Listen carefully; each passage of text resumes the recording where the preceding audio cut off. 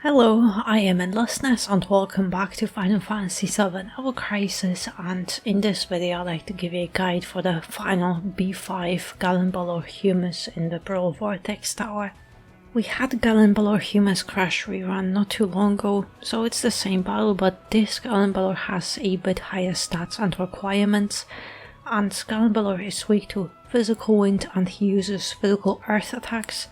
And after each rush attack he'll buff his physical attack to +5, but he is immune to attack debuffs, so the only way to nullify them is with Nagiomat Limit Break. And Humus also has a wind gauge, which you absolutely have to deplete in time, otherwise he'll kill you. And just when this gauge appears, he'll buff his wind resistance, so you need something to deplete it really fast. And Gallonbaloir also has a sigil phase with diamond sigils, and you really need to bring a diamond sigil here because the first phase is quite tight, and during the second sigil phase Gallonbaloir will be healing and you cannot out DPS his heals. So you not only need physical defense, higher stats, but also PDEF buffs, and Gallonbaloir will also choose the character with the lowest HP and will send some meteors. And on that tank character you not only need high physical defense but also earth resistance to survive. However, near the end of the battle those meteors will insta-kill, and those insta-killing meteors will target first the character with the lowest HP and then with the highest HP, so I think it's best to have the tank with the lowest HP and the healer with the highest HP to ensure that your DPS is targeted last. So, similar to last crash, the ideal team was Tifa, Aerith, Nagi, Bayard, and now Tifa is even better with her academy weapon, but I have Nagi, Aerith and Seth, and this team with my stats is very close as Nagi dies. Aerith is targeted next by the second meteor, and she only lives thanks to reprieve but gets sacrificed anyway, so I have only Sephiroth left to finish off the boss. However, my brilliant color is only OB1, and already at OB6 it would give a much better buff that would increase wind damage a lot more. But well, that's the best I have for this battle, and I also have both Aerith and Nagi debuffing wind resistance, just so I can do it faster, so Sephiroth has enough time to deplete that wind gauge. And ideally I would equip Camera for consistent high physical attack buff, but I don't have it. And also Aerith and Seth have maxed out overspeed and Nagi only has those few HP starting nodes unlocked. Aerith has Crimson Outfit with Breath of the Earth, Bahamut for heals and PDEF buff, Floor 1 to debuff wind resistance, Princess Guard, Bravery Materia to buff Sephiroth, Cura for Nagi and a stat stick, and in sub-equipment slots Aerith has 2 weapons with physical attack for allies to boost Sephiroth, and Tarot for HP and buff debuff extension, and also Aerith has the highest HP to ensure that she gets targets after Nagi dies. Nagi has Canyon Outfit with Stardust Ray to nullify attack buffs, Silver Color to debuff wind resistance, Brilliant Color to buff wind damage, Ultimate Weapon, Single Target Cure and 2 stat sticks with physical defense, and in sub-equipment slots Nagi has 2 Gale weapons with physical defense for allies, and both have earth resistance on them, and also Odin for PDEF buff and attack for allies. Sephiroth has Odin Outfit with Antetsuken, Dark Heavens for DPS, Odin for Exploit Weakness, Genji, 3 materia with Wind Potency, and in sub-equipment slots Seth has Glavenus for HP, Shinra to max out physical attack and for Wind Potency and Ultimatic. It's my new shiny since I got a few copies from my last banner pulse.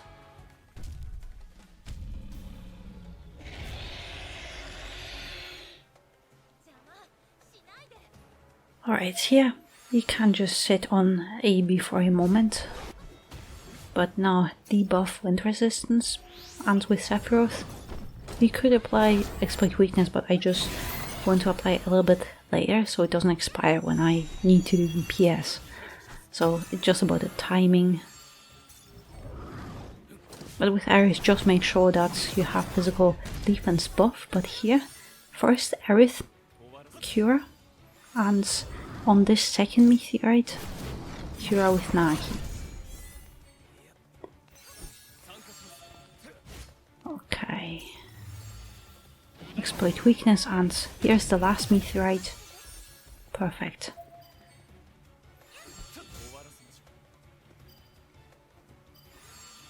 And also after this attack, don't heal. Because we have to break the, well, debuff wind resistance, because Storm Shield, it buffs wind resistance, so we have to debuff it as quickly as possible. Alright, Genji.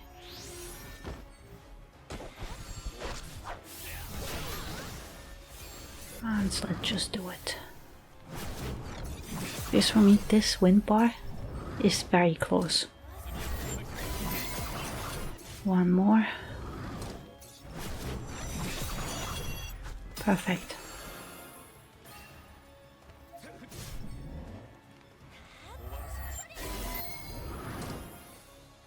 And here you have those few seconds to prepare to buff your physical defense, heal, whatever you need to do.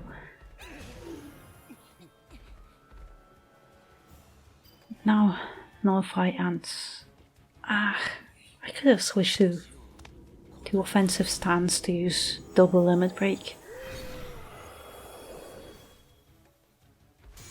Never mind. Yeah, let's just do it. Because my Genji buff is about to expire, and that's a very nice boost.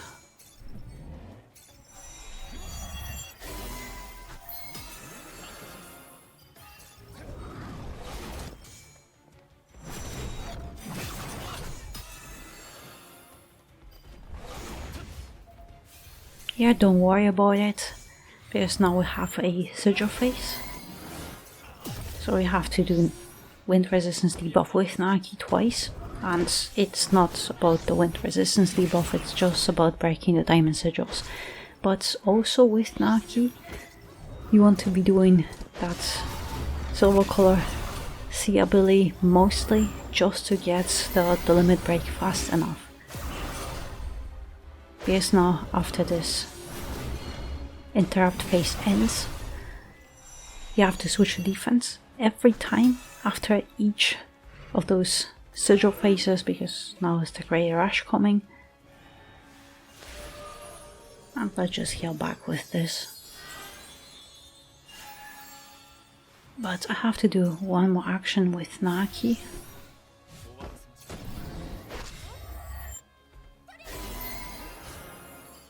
Alright, perfect. And you want to nullify that attack buff as quickly as possible, because even though we have the Sigil phase, Humus will still do some rakes. And also, this is the long Sigil phase where he will heal back. And you cannot out DPS it, so you want to break it as quickly as possible so he doesn't heal too much. So hopefully we can do it.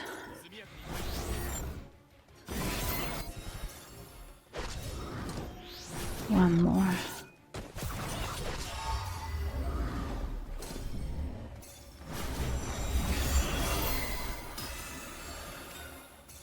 Right here.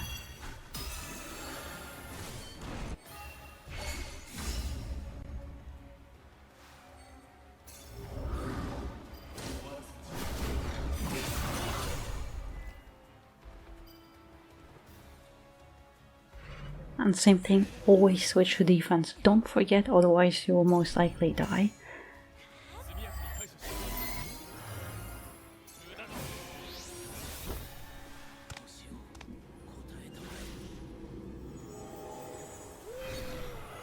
I could have waited, but I'd rather have that next limit break already building up. But here's the same thing, meteorites again, so make sure that you have that physical defense buff, and when you see this meteorite, always switch to defense. It's a nice visual cue.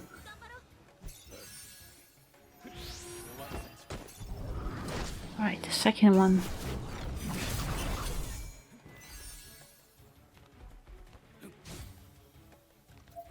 And here, it depends.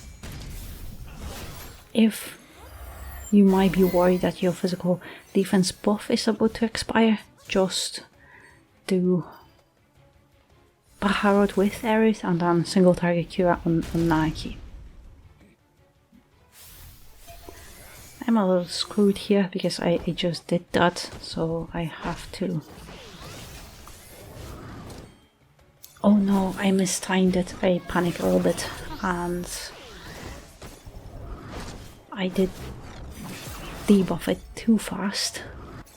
But it's fine.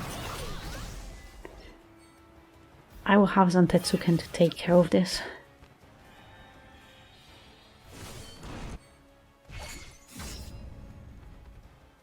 Yeah, that's fine, but that was not great. Always wait that 1 second to start debuffing wind resistance.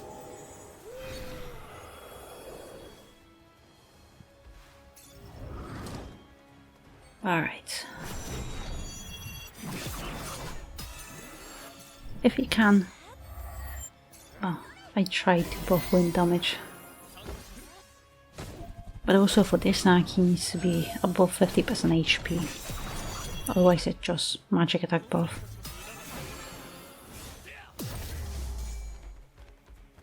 But also here I will be a little bit screwed because I use Naki's limit break and I do not have a way to debuff Gallonbaloir Humus right now. It's fine, his limit break builds up very fast. You just have to be careful of those rakes. Switch your defense on them so you don't take too much damage. And otherwise, you'll be fine.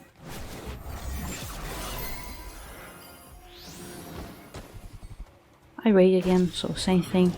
Just use Nike color twice and with Sephiroth just continue doing DPS.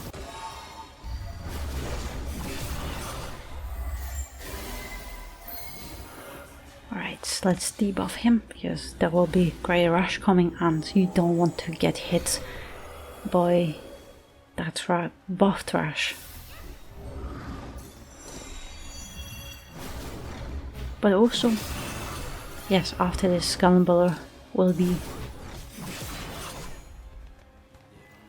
buffed again, but don't worry, it'll be just insta-killing Meteorite, so it won't do anything. Debuffing that attack, it won't do anything.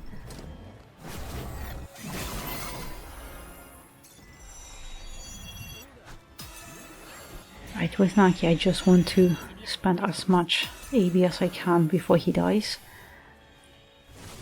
So I have all the buffs I can have.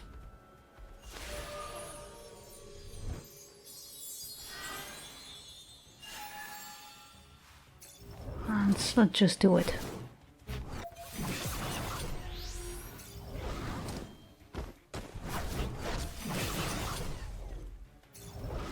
Alright. On those meteorites, don't bother switching to defense. There is no way for Nagi to survive. No way.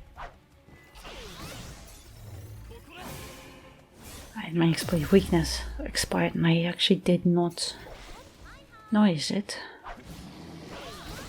So here, Aerith only survives because of reprieve. And here just try to make sure that you have everything you can have. And actually, yeah, let's just do Jubilation for extra AB. But really, 1 pixel HP left. Technically I could have finished him off with Wind Materia, but it was just 1 hit. But if you need a little bit more time, it'll be the same attack. Just insta-kill Meteoroid, so it's a DPS rise. That you have to finish off the frog as quickly as you can before your last team member will die. But yeah, that's the whole battle. It is tough. I did not expect well, it is tougher than the crash rerun we just had, but I think it has significantly higher DPS requirement. At least with Sephiroth, it took me a few attempts to figure it out, and it is very close. But yeah, hopefully I might get helpful, and good luck on your own clear. And in the meantime, thank you very much for watching, and I hope to see you next one.